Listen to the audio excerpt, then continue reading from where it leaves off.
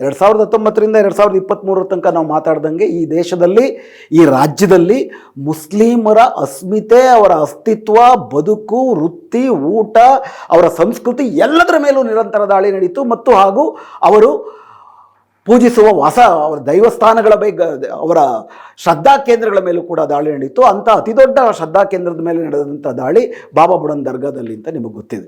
ಬಾಬಾ ಬುಡನ್ ದರ್ಗಾದ ಬಗ್ಗೆ ನಾವು ಈಗಾಗಲೇ ಹಲವಾರು ಎಪಿಸೋಡ್ಗಳನ್ನು ಮಾಡಿದ್ದೀವಿ. ನಿಮಗೆ ಗೊತ್ತಿರೋ ಹಾಗೆ ಅದು ಹಿಂದೂಗಳು, ಮುಸ್ಲಿಮರು ಇಬ್ಬರು, ಬಡ ಹಿಂದೂಗಳು, ಬಡ ಮುಸ್ಲಿಮರು, ಶೂದ್ರ ಹಿಂದೂಗಳು ಮತ್ತು ಬಡ ಮುಸ್ಲಿಮರು ನಡೆದುಕೊಳ್ಳುವಂತಹ ಒಂದು ಶ್ರದ್ಧಾ ಕೇಂದ್ರ.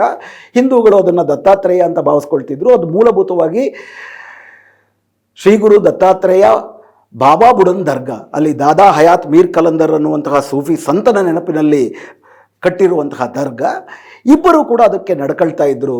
ಆದರೆ BJPನವರು ಅಯೋಧ್ಯ ಒಂದು ಹೋರಾಟ ನಡೆದಾದ ಮೇಲೆ ಹೆಂಗೆ ಅಲ್ಲಿ ಬಾಬ್ರಿ ಮಸೀದಿಯನ್ನು ಕೆಡವಿ ಅಲ್ಲಿ ರಾಮ ಮಂದಿರವನ್ನು ಕಟ್ಟಿದ್ರು, ಹಾಗೆ ಅದೇ ರೀತಿ ಇಲ್ಲೂ ಕೂಡ ನಾವು ಈ ದರ್ಗಾ ಅಲ್ಲ, ಇದು ದೇವಸ್ಥಾನ.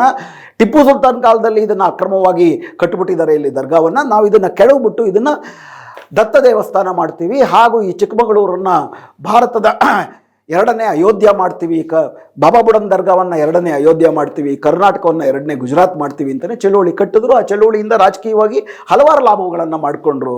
ಆ ಚಳುವಳಿನಲ್ಲಿ ರಾಜಕೀಯವಾಗಿ BJP ಲಾಭ ಮಾಡ್ಕೊಳ್ಳೋದಕ್ಕೆ ಪ್ರತ್ಯಕ್ಷವಾಗಿ ಮತ್ತು ಪರೋಕ್ಷವಾಗಿ ನೇರವಾಗಿ ಕಾರಣವಾದದ್ದು ಸೆಕ್ಯುಲರ್ ಪಾರ್ಟಿಗಳು ಅಂತ ಹೆಸರು ಹೇಳ್ಕೊಳ್ಳುವಂಥ ಕಾಂಗ್ರೆಸ್ ಮತ್ತು BJPಗಳು. ಯಾಕಂದರೆ ಏನು ಸುಳ್ಳು ಕಾಂಗ್ರೆಸ್ ಮತ್ತು JDSಗಳೇ ಏನು ಸುಳ್ಳು ಪ್ರಚಾರ ಮಾಡ್ತಿದ್ರು ಪ್ರಾರಂಭದಲ್ಲಿ, ಅದಕ್ಕೆ ಸರಿಯಾದಂಥ ರಾಜಕೀಯ, ಸೈದ್ಧಾಂತಿಕ, ಆಡಳಿತಾತ್ಮಕ ಪ್ರತಿರೋಧವನ್ನು ಅವರು ಒಡ್ಡಲೇ ಇಲ್ಲ. SM ಕೃಷ್ಣ ಕಾಲದಿಂದಲೂ ಕೂಡ ಅದು ಹಾಗೆ ನಡ್ಕೊಳ್ತಾ ಬಂತು. ಅದಾದ ನಂತರದಲ್ಲಿ ಇದರ ಬಗ್ಗೆ ಕೋಮು ಸೌಹಾರ್ದ ವೇದಿಕೆ ಹಾಗೂ ಇತರ ಪ್ರಗತಿಪರ ಸಂಘಟನೆಗಳು ಇದರ ವಿರುದ್ಧ, ಹಾಗೂ ಇದೇ ನಾಡಿನ ಎಲ್ಲ ಎಡಪಂಥೀಯ ಸಂಘಟನೆಗಳು ಒಟ್ಟುಗೂಡಿ ಇದರ ವಿರುದ್ಧ ದೊಡ್ಡ ಹೋರಾಟವನ್ನು ಮಾಡಿದ್ರು. ಪ್ರಗತಿಪರರು, ಕರ್ನಾಟಕ ಕೋಮು ಸೌಹಾರ್ದ ವೇದಿಕೆ ಮತ್ತು ಇತರ ಕರ್ನಾಟಕದ ಸುಮಾರು 10-12 ಜನ ಬುದ್ಧಿಜೀವಿಗಳು ಹಾಗೂ citizen for justice and peace ಅನ್ನುವಂತಹ ತೀಸ್ತಾ ಸಿತುಲ್ವಾದವರ ಒಂದು ಸಂಘಟನೆ ಎಲ್ಲರೂ ಕೂಡ ಸುಪ್ರೀಂ ಕೋರ್ಟ್ಗೂ ಕೂಡ ಇದನ್ನು ತೆಗೆದುಕೊಂಡು ಹೋದರು. ಸುಪ್ರೀಂ ಕೋರ್ಟ್ 2015ರಲ್ಲಿ ಇದರ ಬಗ್ಗೆ ಅಂತಿಮ ತೀರ್ಮಾನವನ್ನು ಕರ್ನಾಟಕ ರಾಜ್ಯ ಸರ್ಕಾರವೇ ತೆಗೆದುಕೊಳ್ಬೇಕು ಅಂತಂದ್ಬಿಟ್ಟು ವಾಪಸ್ ಕಳಿಸಿದಾಗ ಇಲ್ಲಿದ್ದು ಸಿದ್ದರಾಮಯ್ಯನ ನೇತೃತ್ವದ ಕಾಂಗ್ರೆಸ್ ಸರ್ಕಾರ. ಅದು ಇದರ ಬಗ್ಗೆ ತೀರ್ಮಾನ ತೆಗೆದುಕೊಳ್ಳೋದಕ್ಕೆ ಜಸ್ಟಿಸ್ ನಾಗಮೋಹನ್ ದಾಸ್ ಅವರ ನೇತೃತ್ವದಲ್ಲಿ, ರಿಟೈರ್ಡ್ ಜಸ್ಟಿಸ್ ನಾಗಮೋಹನ್ ದಾಸ್ ಅವರ ನೇತೃತ್ವದಲ್ಲಿ ಒಂದು ಹೈ ಲೆವೆಲ್ ಕಮಿಟಿಯನ್ನು ನೇಮಕ ಮಾಡುತ್ತೆ. ಆ ಹೈ ಲೆವೆಲ್ ಕಮಿಟಿ ಕೂಲಂಕುಷವಾಗಿ ಅಧ್ಯಯನ ಮಾಡಿ ಇಲ್ಲಿ ಸಂಘ ಪರಿವಾರ ಹೇಳುವ ರೀತಿ ಅರ್ಚಕನನ್ನು ನೇಮಕ ಮಾಡುವುದಾದರೆ 1991ರಲ್ಲಿ ಏನೊಂದು ಪಾರ್ಲಿಮೆಂಟಲ್ಲೇ ಆ್ಯಕ್ಟ್ ಪಾಸ್ ಆಯಿತು. 1947ರ ಆಗಸ್ಟ್ 15ಕ್ಕೆ ಯಾವ್ಯಾವ ಶ್ರದ್ಧಾ ಕೇಂದ್ರಗಳ ಧಾರ್ಮಿಕ ಸ್ವರೂಪ ಹೇಗಿತ್ತೋ ಹಾಗೇ ಉಳಿಸ್ಕೊಳ್ಬೇಕು ಅಂತ ಕಾಯ್ದೆ ಹೇಳುತ್ತೆ. ಇಲ್ಲಿ ನೀವು ಅರ್ಚಕನನ್ನು ನೇಮಕ ಮಾಡಿ ದೇವಸ್ಥಾನವನ್ನು ಮಾಡಿದ್ರೆ 47ರಿಂದ ಅದು ದರ್ಗಾ ಆಗಿ ಬರ್ತಿರೋದರ ಅದರ ಧಾರ್ಮಿಕ ಸ್ವರೂಪವೇ ಬದಲಾಗುತ್ತೆ. ಮೇಲಾಗಿ ಅದು ಯಾವುದಾದರೂ ಒಂದು ಕಾಲದಲ್ಲಿ ದೇವಸ್ಥಾನ ಆಗಿತ್ತು ಅನ್ನೋದ್ರ ಬಗ್ಗೆ ಯಾವ ಪುರಾವೆಗಳೂ ಇಲ್ಲ. ಆದರೆ ಕನಿಷ್ಠ ಟಿಪ್ಪು ಸುಲ್ತಾನ್ ಕಾಲದಿಂದಲೂ ಅದು ದರ್ಗಾ ಆಗಿ ಉಳಿದಿದೆ ಅನ್ನೋದ್ರ ಬಗ್ಗೆ ಸಾಕಷ್ಟು ಶಾಸನಾತ್ಮಕವಾದಂಥ ಆಡಳಿತಾತ್ಮಕ ಪುರಾವೆಗಳಿದೆ. ಆದ್ದರಿಂದ ಯಥಾಸ್ಥಿತಿಯನ್ನು ಉಳಿಸ್ಕೊಂಡು ಹೋಗಬೇಕು ಅಂತ ಅದು ಒಂದು ತನ್ನ ಶಿಫಾರಸನ್ನು ಮಾಡುತ್ತೆ. ಅದನ್ನು ಇದೇ ಸಿದ್ದರಾಮಯ್ಯನವರ ಸರ್ಕಾರ 2018ರ ಮಾರ್ಚಲ್ಲಿ ಒಂದು ಆದೇಶವನ್ನು ಹೊರಡಿಸಿ ಯಥಾಸ್ಥಿತಿ ಕಾಪಾಡ್ಕೊಳ್ಳೋದಕ್ಕೆ ಒಂದು ಆದೇಶವನ್ನು ಹೊರಡಿಸಿರುತ್ತೆ. ಅದನ್ನು ಸಂಘ ಪರಿವಾರದವರು ಹೈಕೋರ್ಟ್ನಲ್ಲಿ ಪ್ರಶ್ನಿಸ್ತಾರೆ. 2021ರಲ್ಲಿ ಕರ್ನಾಟಕ ಹೈಕೋರ್ಟ್ನ ಏಕ ಸದಸ್ಯ ಪೀಠ ಅದನ್ನು ರದ್ದು ಮಾಡಿ ಹೊಸದಾಗಿ ನೀವು ಇದರ ಬಗ್ಗೆ ಅಧ್ಯಯನ ಮಾಡಿ ಅಂತಂದ್ಬಿಟ್ಟು ಆದೇಶ ಮಾಡ್ತಾರೆ. ಆಗ ಇದ್ದದ್ದು BJP ಸರ್ಕಾರ ಯಥಾ ಪ್ರಕಾರ ತನಗೆ ಅಗತ್ಯವಾಗುವಂತಹ ಸಮಿತಿಯನ್ನು ರೂಪಿಸ್ಕೊಂಡು ಅಧ್ಯಯನ ಮಾಡಿದಂಥ, ಸಾರ್ವಜನಿಕ ವಿಚಾರಣೆ ಮಾಡಿದಂಥ ಮಾಧುಸ್ವಾಮಿ ಅವರ ನೇತೃತ್ವದಲ್ಲಿ ಆ ಸಮಿತಿ ನೇಮಕ ಆಗಿರುತ್ತೆ. ನಾಟಕ ಮಾಡಿ ಅರ್ಚಕನ್ನ ನೇಮಕ ಮಾಡಬಹುದು ಅಂತಂದ್ಬಿಟ್ಟು ಒಂದು ತೀರ್ಮಾನವನ್ನು 2022ರ ಜುಲೈನಲ್ಲಿ ಕೊಡ್ತಾರೆ. ಅದನ್ನು ಆ ದರ್ಗಾದ ಶಾಖಾದ್ರಿ ಅವರು ಮತ್ತೆ ಹೈಕೋರ್ಟಿನಲ್ಲಿ ಪ್ರಶ್ನಿಸ್ತಾರೆ.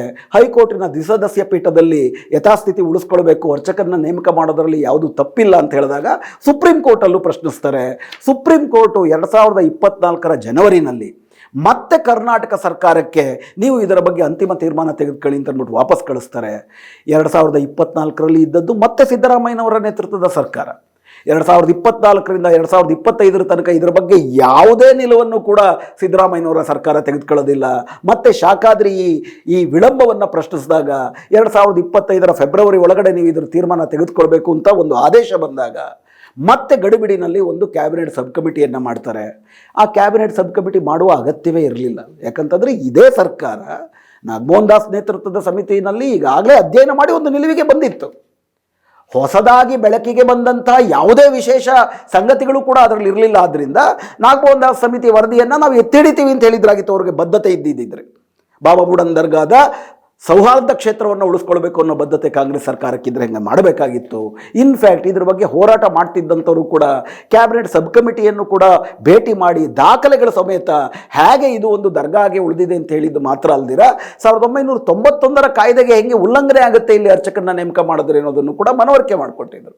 ಆದರೆ ಆ ಸಮಿತಿಗೆ ನೀವು ಹೇಳುವಂತೆ 1991 ಕಾಯ್ದೆಯ ಯಥಾಸ್ಥಿತಿ ಅನುಷ್ಠಾನ ಮಾಡಬೇಕು ಅಂತಂದರೆ ಇಲ್ಲಿ ಅರ್ಚಕರನ್ನ ನೇಮಕಾತಿ ಮಾಡುವುದು ಅದರ ಉಲ್ಲಂಘನೆ ಆಗುತ್ತೆ, ಯಥಾಸ್ಥಿತಿ ಉಳಿಸ್ಕೊಳ್ಬೇಕು ಅಂತಲೇ ನಾವು ಸುಪ್ರೀಂ ಕೋರ್ಟ್ಗೆ ನಮ್ಮ ಅಹವಾಲನ್ನು ಸಲ್ಲಿಸ್ತೀವಿ ಅಂತಂದ್ಬಿಟ್ಟು ಭರವಸೆಯನ್ನು ಕೊಟ್ಟಿದ್ದಂಥ ಸಿದ್ದರಾಮಯ್ಯನ ನೇತೃತ್ವದ ಕಾಂಗ್ರೆಸ್ ಸರ್ಕಾರದ ಕ್ಯಾಬಿನೆಟ್ ಸಬ್ ಕಮಿಟಿ ಅದಾದ 1 ವಾರದಲ್ಲೇ ಸುಪ್ರೀಂ ಕೋರ್ಟ್ಗೆ ಅಫಿಡವಿಟ್ ಸಲ್ಲಿಸಿ ಅರ್ಚಕನ್ನ ದೇವಸ್ಥಾನ ಅಲ್ಲಿ ಬಾಬಾ ಬುಡನ್ ದರ್ಗಾದಲ್ಲಿ ನೇಮಕ ಮಾಡುವುದರ ಬಗ್ಗೆ ನಮಗೆ ಯಾವುದೇ ಆಕ್ಷೇಪಣೆಗಳಿಲ್ಲ ಅಂತ ತದ್ವಿರುದ್ಧವಾದಂಥ ಯಾವುದೇ ಅದಕ್ಕೆ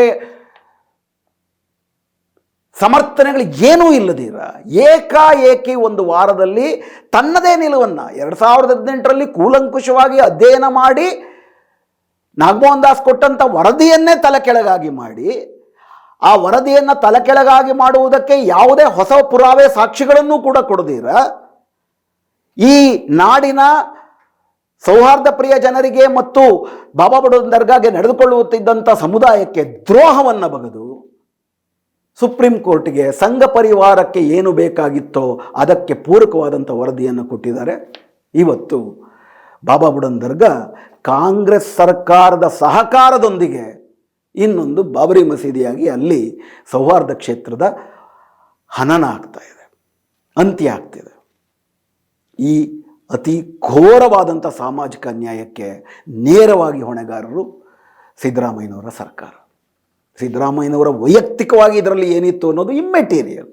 ಅಂತಿಮವಾಗಿ ಇದು ಮುಖ್ಯಮಂತ್ರಿ ಸಿದ್ದರಾಮಯ್ಯನವರ ನೇತೃತ್ವದ ಸರ್ಕಾರ ಸುಪ್ರೀಂ ಕೋರ್ಟಿನಲ್ಲಿ ಸಲ್ಲಿಸಿರುವ ಅಫಿಡವಿಟ್ಟು. ಆ ಅಫಿಡವಿಟ್ಟಿನಲ್ಲಿ ವಾಸ್ತವ ಏನಪ್ಪ ಅಂತಂದರೆ ನಾಗಮೋಹನ್ ದಾಸ್ ವರದಿಯನ್ನು ಒಪ್ಕೊಳ್ಬೇಕಾದ್ರೆ ಏನೇನನ್ನು ಅವರು ಇದಕ್ಕಾಗಿ ಒಪ್ಕೊಂಡಿರೋದು ಅವೆಲ್ಲವನ್ನು ತದ್ವಿರುದ್ಧವಾಗಿ ಅವೆಲ್ಲ ಅಲ್ಲ ಅಂತೇಳಿ ಶಾಖಾದ್ರಿ ಅವರ ಅಫಿಡವಿಟ್ಗೆ ಪ್ರತ್ಯುತ್ತರ ಕೊಡಬೇಕಾದ್ರೆ ನಿರಾಕರಿಸಿ ಹೇಳಿಕೆಯನ್ನು ಕೊಟ್ಟಿದ್ದಾರೆ. BJPಯ ಅಫಿಡವಿಟ್ಗೂ BJP ಆಗ ಇದನ್ನು ವಿರುದ್ಧ ವಾದ ಮಾಡಿದ್ದಕ್ಕೂ ಕಾಂಗ್ರೆಸ್ನವರು ಇವತ್ತು ಕೊಟ್ಟಿರುವ ಅಫಿಡವಿಟ್ಗೂ ಯಾವ ಒಂದು ಸ್ಪೆಲ್ಲಿಂಗೂ ವ್ಯತ್ಯಾಸ ಇಲ್ಲದಂತೆ ಯಥಾವತ್ ಎತ್ತಿಡಿದಿದ್ದಾರೆ. ಇದು ಸಿದ್ದರಾಮಯ್ಯನವರ ಸರ್ಕಾರದಲ್ಲಿ ಆದಂಥ ಅತಿ ದೊಡ್ಡ ದ್ರೋಹ, ಸಾಮಾಜಿಕ ಅನ್ಯಾಯ.